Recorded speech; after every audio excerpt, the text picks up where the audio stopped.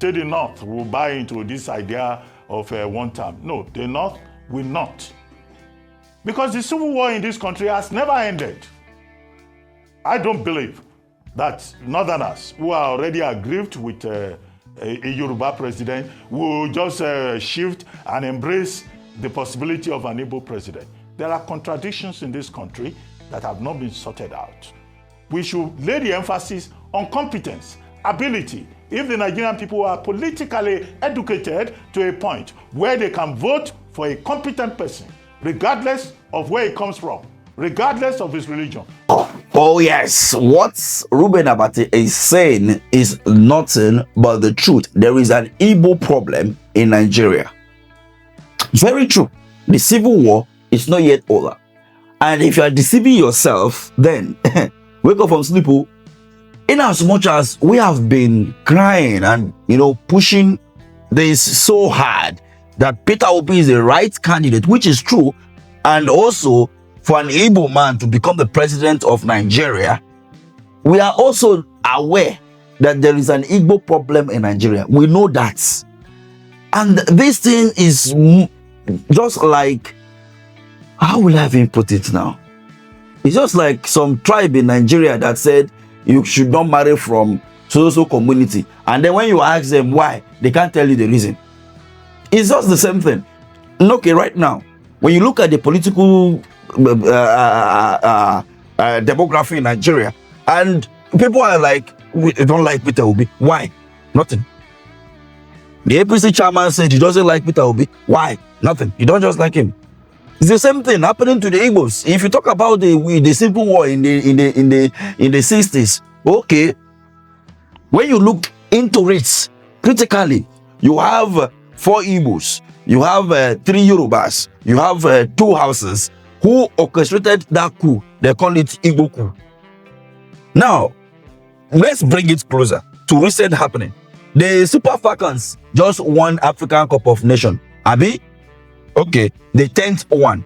The D Tigers just won the basketball just a day ago, right? They are now in Abuja, received by the president. Good. In that team, look closely. You will see how many Igbos inside? 7 Igbos. Abi? You see how many Yoruba inside? You see 3 Yoruba inside. You see 1 Hausa inside. How many people? 11. They call it what? Team Nigeria. Is it Team Igbo? No. Is it Team Biafra? No. Is it Team IPOB? No. So what is the problem? Let's take a listen to Festus Keyamo. So in 2023, you know what they are working on is that they want to bring Peter Obi and Atiku together, and so join those numbers. And so if they join those numbers, it beats our 8.4 million votes. Zebudai will say far. Let me tell you why it is wrong. Peter Obi, if you make him the deputy to Atiku, there were 3 demographic factors that delivered Peter Obi in 2023. Let me tell you those 3 demographic factors that in fact 3 would collapse. 1, the other candidates were Muslims, and so there was only 1 Christian candidate. So the whole Christian demography went to 1 point. The second demography that was there, the Southeast felt cheated, and so the Southeast all went to 1 point because of that demography of only 1 Igbo man, only 1 Christian. And the third demography, of course, the obedient young Nigerians coming up who felt they were angry, they wanted a younger person and all of that. All the other candidates were older than him. So those 3 demography delivered that 6 million vote he had in 2023. Once you make Obi the deputy to Atiku, the Christian demography will pull out of that 6 million votes. But they will not go to Tinubu.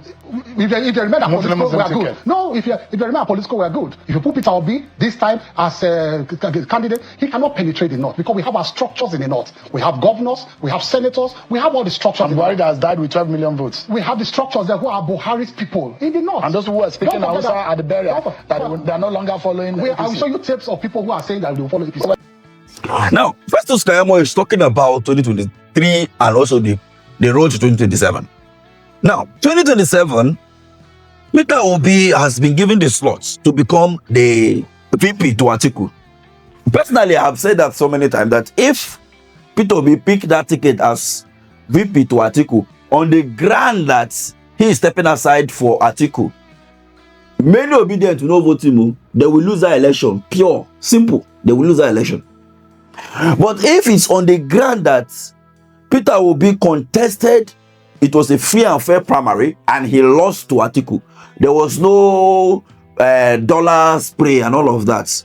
It was free and fair, and he lost to Atiku, and then gets the VP slots, and then he pick up the VP. Then he has a lot of work to do to convince most people to like say, okay, fine, go ahead. At that time, we may be talking about, okay, fine, since he said you'll be going one term, then are you going to go one term and hand it over by 2031 to Peter Obi? Peter Obi is 64 this year. He'll be 65 next year. He'll be 66 by 2027. So by 2031, he will be 70, 71 thereabouts. So can he still run the affair of this country? Our current president is assumed to be 73 years old, even though his children are quite older than him, right? So can he run the affair of the country at 71 is another concern. Or maybe he should go into and run it for one term and then give it to another southerner, or he should just step aside after 2031. Which way? Then that's a lot of work to do. But then, when you look at it from the other side, what they are trying to do is to make sure that Peter Obi did not get the ticket. I've been saying this thing. They just want Peter Obi should not get. If Peter Obi appear on that ballot box, it's a problem, or ballot paper, it's a problem. If he appear on any political party on that this thing, it's a problem.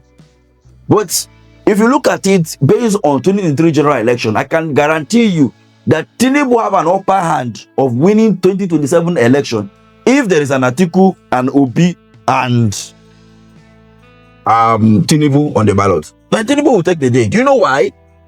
Nigerians are not ready. Yes, the Nigerians are not yet ready to fight any touts out of the polling units come 2027. I don't think so. But if they are ready, then Tinubu will have a very big fight in 2027. But if they are not, Tinubu will take the day, because Atiku is going to divide the vote of Obi. Obi is going to divide the vote of Atiku. And now, Oga that is incumbent, that one says no even get vote. You know to just find way, maneuver people vote, allocate vote to himself, and then discharge the rest. So let's look at this carefully.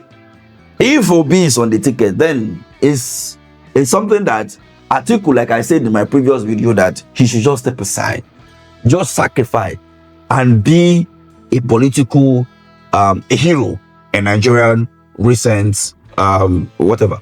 If not, he will not still get to Aso Rock. Obi will still not get to Aso Rock. Tinubu will continue, complete his 8 years. Two of them will lose. So it is better for one of them to step down, of which the person that's supposed to step down is Atiku. Is a turn of the South, anoints this man, right? And let that agreement be there. You must not run for second term, which he has made it known even right from 2022. So, but trust. Politics and trust. No be smart. They don't be 5 and 6. So, what do you have to say about this?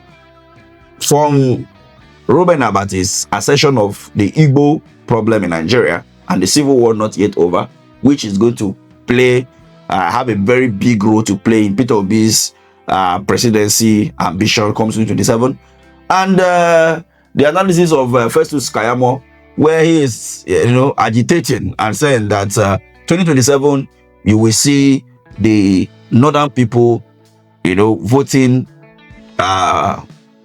Tinubu instead of Peter Obi.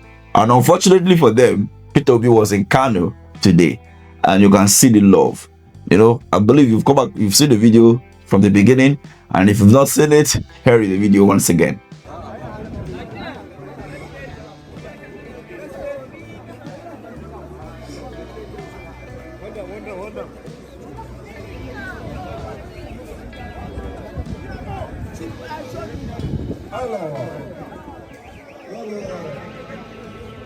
So that was Peter Obi in the northern part of the country today, and you can see the massive crowd that received him, and that should send a very strong message to Festus Keyamo and his let me not use that word, right? So let's have this conversation in the comment section and share this video to reach a larger audience. Thank you for watching.